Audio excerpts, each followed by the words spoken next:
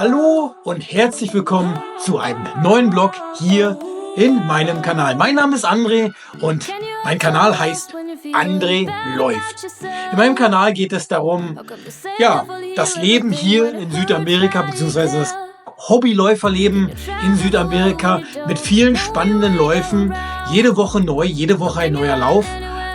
Diese Woche heißt es für mich 21 Kilometer Olympico Buenos Aires. Doch zunächst einmal schalten wir zur Expo, die sehr, sehr klein ausfiel. Das war nur eine kleine Garage. Doch schaut erstmal selbst. So, jetzt habe ich hier den Kit abgeholt für den Lauf. Jetzt am Sonntag 21 Kilometer Olympico Buenos Aires.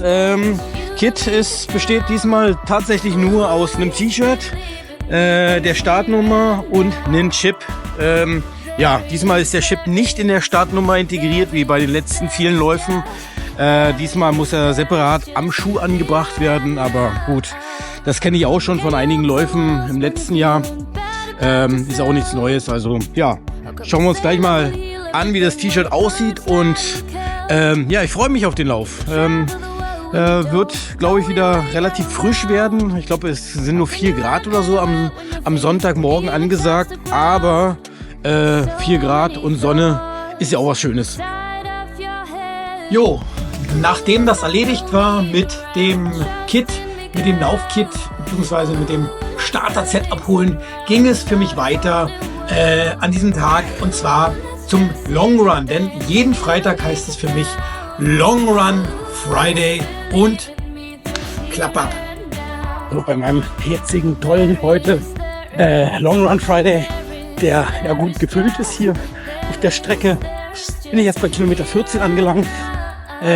Mindestziel sind 21,1 Kilometer, also der Halbmarathon ist auf jeden Fall wieder drin und alles darüber hinaus ist dann nur ein Plus.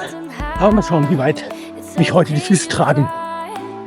Ja, wieder Long Run Friday auf meiner Lieblingsstrecke in der Reserva am Stadtrand Buenos Aires. Ein wunderschönes kleines Gebiet, eine wunderschöne kleine Oase in der großen Stadt, die vieles zu bieten hat. Wie man bei vielen meiner Videos schon bereits gesehen hat, laufe ich da sehr, sehr oft. Also mindestens einmal die Woche, manchmal auch zweimal die Woche. Kommt immer darauf an, wie ich Bock habe, wie ich Lust habe. Und ja, ich finde es sehr, sehr abwechslungsreich, halt nicht jeden Tag nur im Fitnessstudio zu laufen. Das mache ich auch. Ein bisschen Krafttraining nebenbei und wie gesagt, also so ungefähr 4 bis 6 Mal die Woche gehe ich laufen.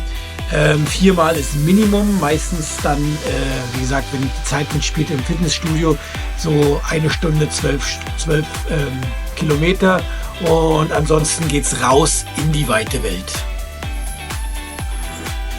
So, Kilometer 14 des Long Runs. Heute, ja, wie ihr seht, es ist sehr crowdy, sehr voll für meinen Long Run Friday. Ja, wie immer, Mindestziel sind 21,1 Kilometer, also der Halbmarathon. Den wird es auch zu packen sein. Und ja, alles drüber hinaus ist dann einfach nur ein Plus. Ja, heute startet der Long Run wieder hier in der Reserva, wo unglaublich viel los ist heute. Das liegt daran, hier ist ein nationaler Feiertag. Die Leute haben frei und es treibt die Leute in die stadtnahe Natur. Und das ist nun mal hier die Reserva, wo ich normalerweise sehr ruhig und ja auch ohne große andere Läufer bzw. Menschen, die hier mitten im Weg rumwatscheln. Sonst werde ich hier nicht gestört. Das ist heute ja ein bisschen anders. Aber gut, ist halt so. Momentan ist mein Laufpensum 80 Kilometer die Woche. Aufgesplittet in mehreren Läufen, also ungefähr 4-mal die Woche im Fitnessstudio auf dem Laufband.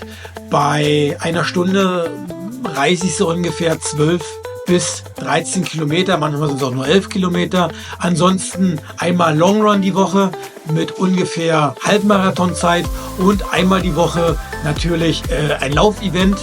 momentan tatsächlich einmal die Woche, fast jeden Sonntag steht es bei mir an. Jetzt zum Beispiel, wie ihr seht, diese Woche der 21 Kilometer Olympico Long Run. Ansonsten jede Woche Laufevents von 10 Kilometer bis zum Marathon-Event. Und ja, das ist das, was mir sehr, sehr viel Spaß macht, worauf ich mich vorbereitet und was auf jeden Fall Sinn meiner Übung, meines Trainings und immer meine Motivation ist. Das war's heute mit dem Long Run. 22,2 Kilometer sind es geworden. Ich habe fertig. Jetzt heißt es erstmal ein paar Stunden ausruhen, denn in einer kurzen Weile geht es ja schon weiter mit dem 21 Kilometer Olympico Run, den Halbmarathon. Und für diesen Lauf muss ich auch ein bisschen ausgeruht sein. Also habe jetzt ein bisschen mehr als 24 Stunden Zeit, mich zu erholen, und dann geht's los zum Lauf. So, wie bereits angekündigt, geht es jetzt weiter in diesem Video mit den 21 Kilometer Olympico. 21 Kilometer Halbmarathon startet und endet auf einer olympischen Strecke im Parque Olympico hier in Buenos Aires. Doch seht euch das erstmal an hier oben in dem Video. Das sind mal wieder die Toilettenschlangen. Ja, viel zu wenige Toiletten für viel zu viele Läufer. Ist ein gängiges Problem. Viele von euch, die auf diesen Laufevents teilnehmen, kennen das. Es ringelt sich immer unglaublich viele Menschenmassen in den letzten Momenten an diesen Toilettenhäuschen. Und wie ihr seht, ja, ist sehr, sehr viel los. Also, nichtsdestotrotz schalten wir erstmal zur Laufstrecke zum André und schauen, wie das Ganze dieses Jahr funktioniert. Einen wunderschönen guten Morgen, mal wieder aus Buenos Aires. Heute heißt es 21 Kilometer Olympico Run hier am Stadtrand. Wir haben es 9 Grad, also schon ein bisschen wärmer als die Woche zuvor und auch 4 Kilometer weniger. Also das wird alles gut werden. Ich freue mich drauf. Mit am Start heute ungefähr 2000 bis 2500 Mitläufer. Alles ein bisschen professioneller, sind alles professionelle Läufer. Und auf mich. Und ja, das wird gut werden. Heute Morgen war es schon wieder schwierig, mich zu motivieren. War ein langer Abend gestern, viel Arbeit, aber ja, dann nach 5 Stunden Schlaf wieder aufgewacht und schnell aus dem Bett gequält, hier hingeguckt, Uber, und ja, schon angekommen. Und dann, ja, wie gesagt, gleich geht's los. In 20 Minuten ist der Start und dann heißt es 21 Kilometer schnell abrocken, wieder nach Hause, Dusche und vielleicht noch ein bisschen weiter schlafen. Warum heißt der ganze Spaß Olympico? Das ist relativ einfach zu erklären. Start- und Zieleinlauf ist hier auf der Olympischen Laufbahn Buenos Aires, hier im Parque Olympico, und ist ja das einzige oder der einzige Halbmarathon Südamerikas, wo sowas auch vorkommt. Für mich das 3. Mal hier. Das erste Jahr war es noch sehr schleppend. Letztes Jahr war es schon wesentlich besser, und mal schauen, wie es dieses Jahr wird. Ich freue mich drauf. Wird spannend. Coole Atmosphäre auf jeden Fall, und schauen wir mal, wie es heute für mich so läuft.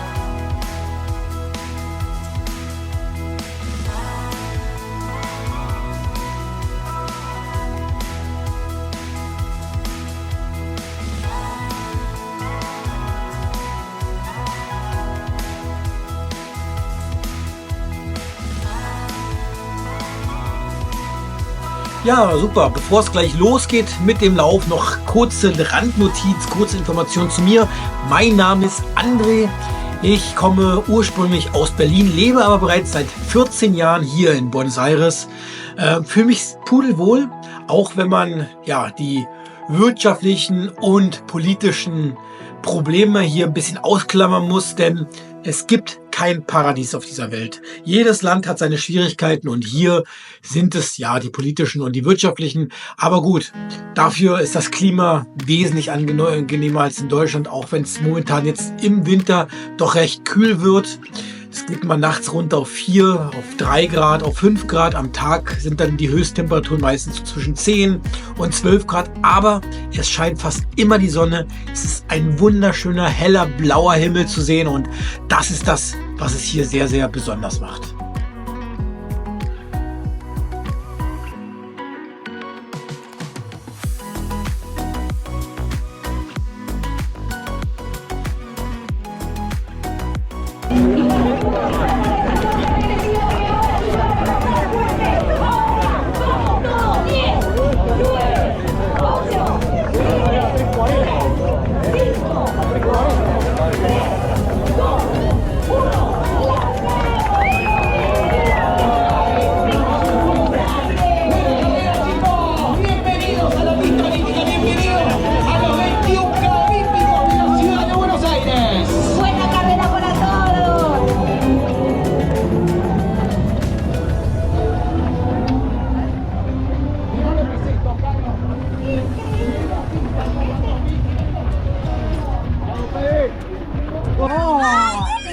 Los geht es. 21 Kilometer Olympico hier in Buenos Aires. Ja, und schon ging's los. 21 Kilometer Olympico Run. Eine wundervolle Strecke. Ich mag sie sehr. Ich lief sie, wie gesagt, das 3. Mal. Und es hat unglaublich viel Spaß gemacht. Vorbei vom Park Olympico über große Avenidas, große Straßen zur Stadtgrenze.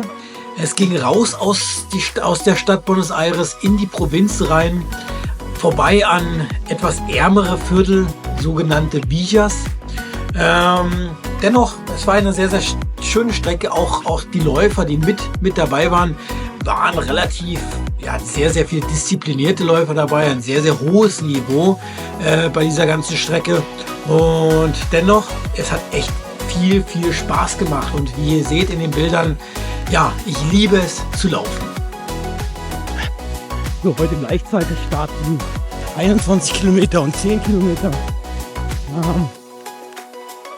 Hat sich gerade getrennt, die Strecke. Und jetzt geht es erstmal weiter für die längere Strecke, die 21 Kilometer, hier beim Punkt Quattro, also bei Kilometer Quattro 4.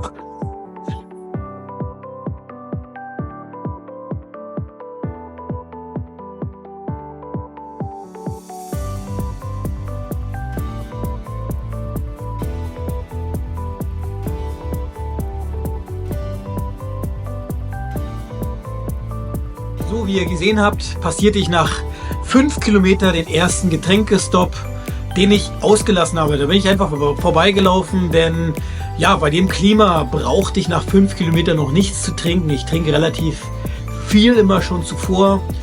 Vergiss natürlich nicht, vorher noch auf Toilette zu gehen und bin eigentlich relativ gut befüllt mit Flüssigkeit. Und wie gesagt, bei Temperaturen wie bei diesen 9 bis 10 Grad brauche ich auch nach 5 Kilometer erstmal noch nichts zu trinken. Ich trinke dann erst nach 10 Kilometer, nachdem ich kurz vorher zum Gel greife. Und schauen wir, wie es weiterläuft. 8 Kilometer sind jetzt im Kasten. Gute Zeit, wie immer. Kann mit zufrieden sein. Okay, Information zu diesem Lauf. Der Kostenfaktor. Das Ganze kostet ja als Einschreibung, also wenn man ohne Shirt läuft, 15.000 Pesos und mit Shirt 31.000 Pesos. Also ungefähr Deutschland. ungefähr so 12 Euro ohne T-Shirt und so 25 Euro mit T-Shirt. Da inklusive, wie gesehen habt, im Startset war nicht viel. Startset war das T-Shirt und die Startnummer. Und dann halt Verpflegung auf der Strecke und Sicherheit etc.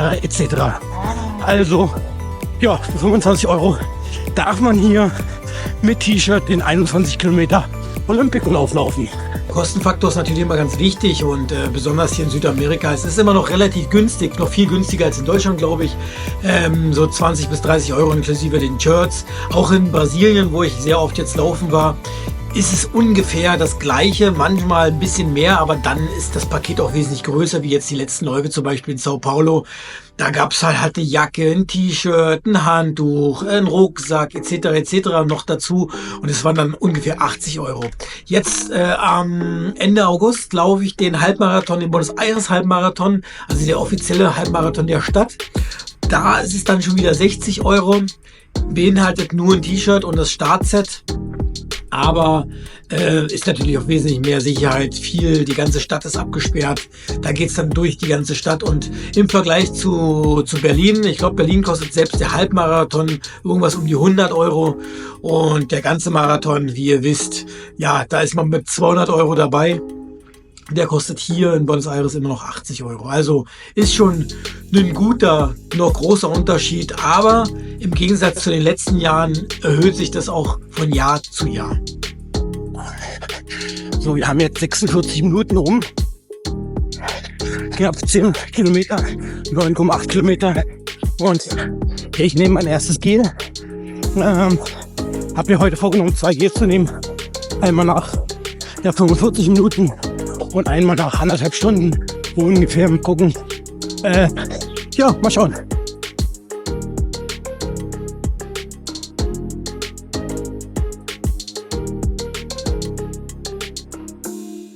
Ja, zum Thema Gel ist relativ einfach bei mir. Also alles unter einem Halbmarathon nehme ich gar kein Gel. Ab Halbmarathon dann schon. Kommt wie gesagt auch immer auf die Tagesform an.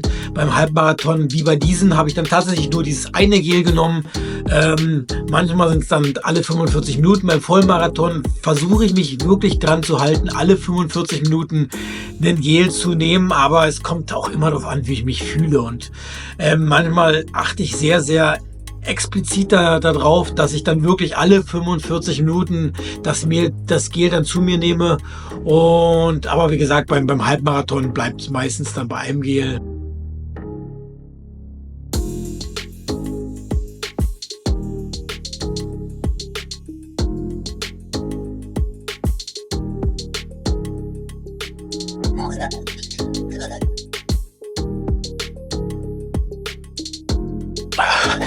Mein erstes Wasser.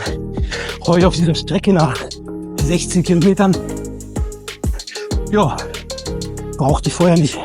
Habe einen ISO-Drink genommen, bei Kilometer 10, glaube ich. Ja. Und ja, das letzten 5 Kilometer noch abspulen und dann ist der Drops doch schon wieder gelutscht. Viele denken immer, das Laufen ist total langweilig, weil sehr stupide, immer die gleiche Strecke, aber ich finde es halt sehr toll. Und hier, wie bei dieser Strecke, suche ich mir immer meine Pacer. Wie in diesem Fall diese junge, nette Dame, die ich dann bei Kilometer 19 überholt habe. Aber bis dahin hat sie gute Leistung vollbracht und ja, mich gezogen. So, die letzten 2 Kilometer sind angebrochen. Kilometer noch relativ ruhig. Dann hau ich noch voll aufs Tube. Was sind alle Mann?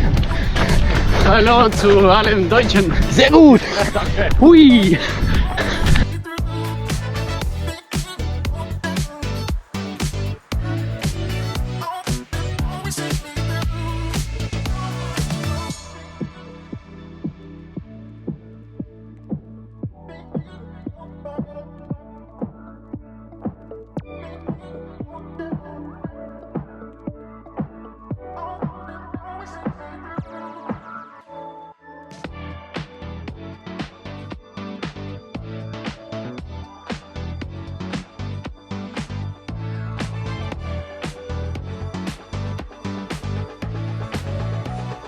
Ja, und den Pacer, den fand ich dann auch, wie ihr seht, gut mitgezogen, die letzten Kilometer. Doch dann habe ich ihn doch auf der Strecke stehen lassen, habe nochmal richtig Gas gegeben, was ich immer zum Schluss mache. So die letzten 400, 500 Meter gebe ich nochmal alles und power mich immer nochmal richtig aus, weil ja, da macht es doch mal richtig Spaß zu zeigen, wie viel Kraft und Potenzial dann doch noch in mir steckt.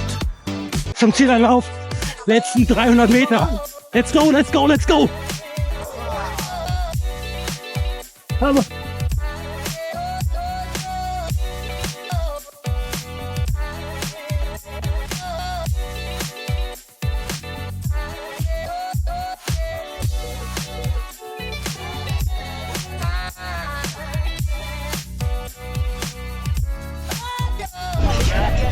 Felicitaciones. Muchas gracias. Muchas gracias. Medaille. Schönes Ding. Kommt gleich an die Wand. Waren echt coole, wunderschöne 21 Kilometer. Hat echt Spaß gemacht. Was das Wichtigste ist, jetzt warte ich noch auf Billy, dem aus der Deutschen Botschaft. Dann, ich denke mal, mit ihm werde ich noch mal die letzten 200 Meter laufen, wenn ich ihn noch sehe. Mal schauen. Ja, wie gesagt, das ist die Medaille. Dann liebe Grüße aus Buenos Aires. Ich schalte gleich mit den letzten Bildern zurück ins Studio und freue mich auf die nächsten Wochen. Euer André. Nochmal zurück zur Rennstrecke. Hier nochmal oben seht ihr eingeblendet den Zielanlauf mit dem Billy. Da schalten wir gleich nochmal zurück zur Strecke. Dieses motivierende Bild, dieses motivierende Video mit dem Billy zusammen. Ich finde es fantastisch, wie dieser Mann, der, ich glaube, seit vielen Jahrzehnten schon läuft, noch diese Leistung abspulen kann, der die letzten Wochen mit mir viele Laufevents mitgemacht hat, und ich finde es einfach wow, ich finde es unglaublich, unbeschreiblich, was dieser Mann noch so leisten kann, und ich hoffe, dass ich, wenn ich in seinem Alter bin, also in knapp 20 Jahren, mindestens noch genauso gut laufen kann, und ja, da schaue ich in die Zukunft und hoffe, dass es genauso funktioniert. Also, genießt mit mir die Bilder. Hier nochmal der Zielanlauf mit dem Billy.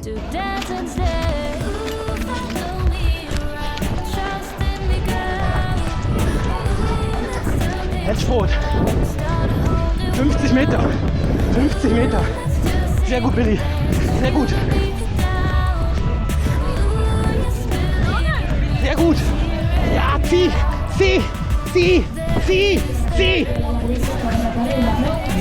Oh, das war nochmal der Zielanlauf mit Billy. Ich bin nochmal die letzten 500 Meter mitgelaufen. Ein bisschen motivieren. Und ja, war spannend.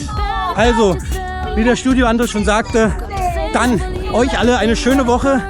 Genießt das Wetter in Deutschland oder da, wo auch immer ihr seid. Hier ist es etwas frischer geworden.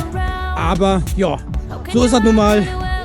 Auch hier gibt es den Winter, der aber zum Glück nicht ganz so kalt ist wie in Deutschland. Und damit zurück zu euch und vielen lieben Dank, dass ihr dabei seid. Euer André. Meine lieben Freunde, das war's wieder mit dem Videoblog André läuft aus Buenos Aires.